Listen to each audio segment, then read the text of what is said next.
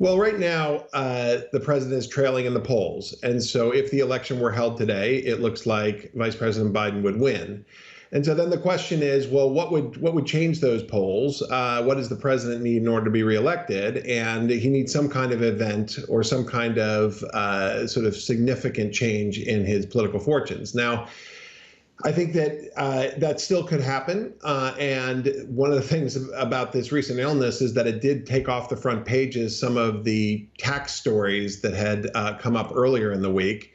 And so people are focusing on COVID. But as you mentioned, the most recent stories about, for example, his taking this trip with the Secret Service just to see protesters outside, or not protesters, but supporters outside, hasn't helped him much. He's received quite a bit of criticism in the press. And so I think that it is still possible that he could be seen as kind of the virus slayer if he comes out of this emboldened and also gets sympathy. But time is running out. The election's in 1 month.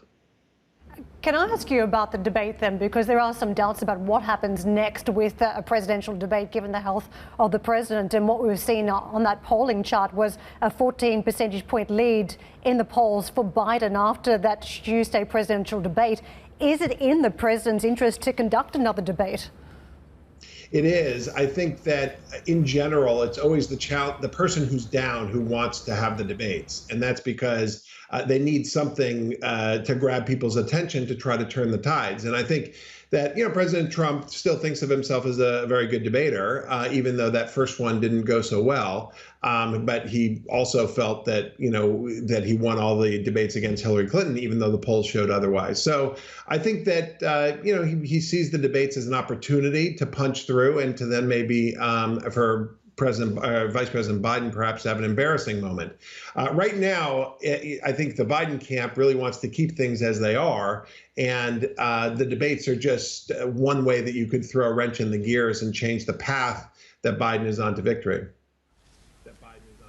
Professor, can I go back to an issue which seems like light years ago, but I think actually could be one of the most important going forward? And this is the whole issue about on the night whether we are going to get a victory as well, given everything we've heard about postal votes and potentially a contested election as well. In your opinion, given everything you've seen, do you think it is likely that we will know who the next president of the United States is on the 4th of November? Or do you think it could take weeks, possibly a lot longer? Well, let me put it this way, which is within 5 hours of the polls close, we will know which world we're in. Are we in a world where we know who the victor is, or is it going to be a long slog? And I think that it really depends on the results from Florida, because if Vice President Biden wins Florida, and those results will be known very soon after, by Wednesday morning, then we could see his path to victory, because it's almost inconceivable that President Trump would win re-election without Florida. But if President Trump looks like he's going to win Florida and the other states are close that report election results that night, then it's possible that we could be in for a several-week counting of the votes and perhaps litigation akin to what we saw with Bush versus Gore in the 2000 election.